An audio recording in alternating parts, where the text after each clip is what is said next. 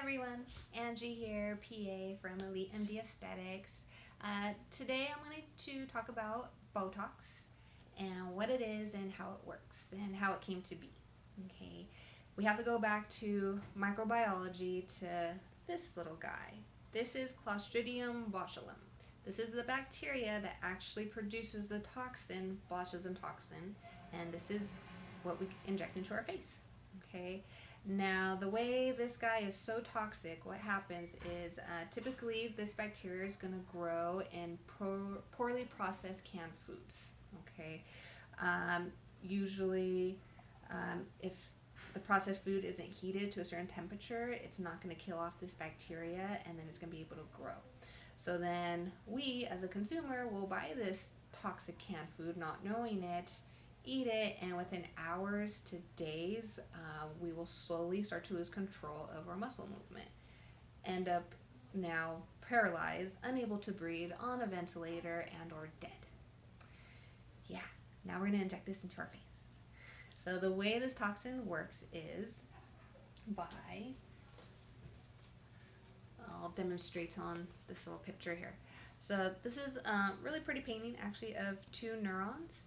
Okay, this top neuron is going to secrete these little kind of bubbles here. That's what we call acetylcholine. Acetylcholine is a chemical that will then travel to this neighboring neuron and stimulate it to then cause a muscle to contract. What the botulism toxin is going to do is going to inhibit the release of that acetylcholine. So then it's not going to come down, it's not going to activate this neuron, and then this neuron's not going to activate a muscle to contract. And then that's where paralysis sets in.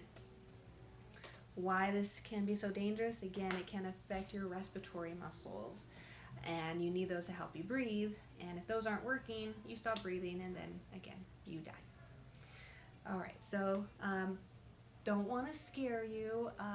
The lethal dose to kill an average 150-pound person, you would need about 2,500 to 3,000 units injected into you.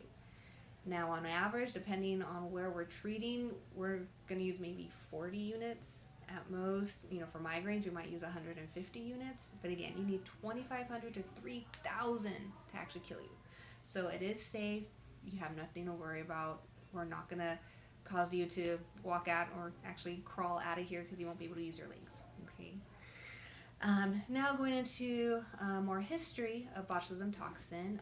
It was first recorded, an actual breakout in the 1700s from contaminated German sausage. Hence the name botulus, which is Latin for sausage. How we got the name for botulism.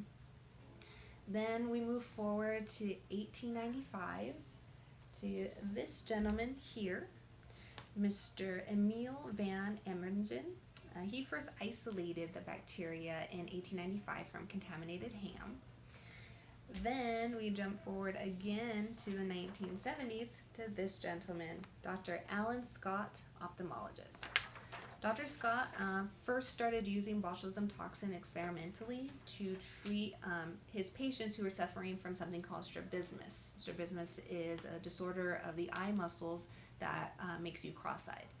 He was also using it to treat excessive eye twitching or a spasming of the eyelid.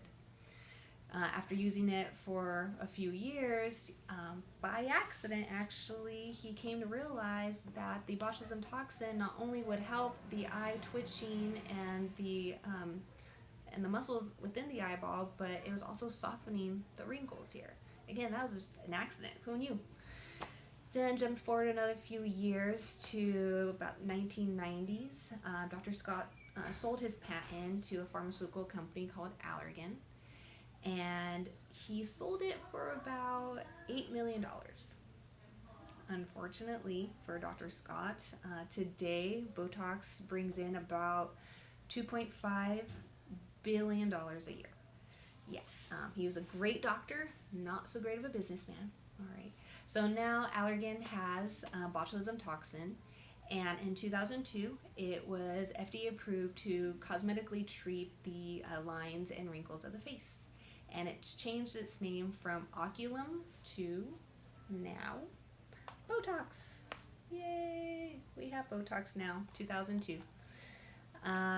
Throughout the years, Botox has become FDA approved for other treatments, such as hyperhidrosis, which is excessive sweating for the palms, underarms, and the soles of the feet. And just recently, in 2010, we got approval for the treatment of migraines. All right. So there you have it, more or less. What is Botox? How it works? Why it paralyzes a muscle? And its discovery. I hope you learned something. If you have any questions, please leave a comment. Again, don't forget to follow us on social media. On Instagram, we're at EMDA Spa, and on Facebook and Yelp, we're Elite MD Aesthetics. Okay. For my next video, I plan on going in a little more in depth on where exactly you can inject the Botox, how many units you would need for certain areas, and different injection patterns. Okay, so stay tuned, keep following us.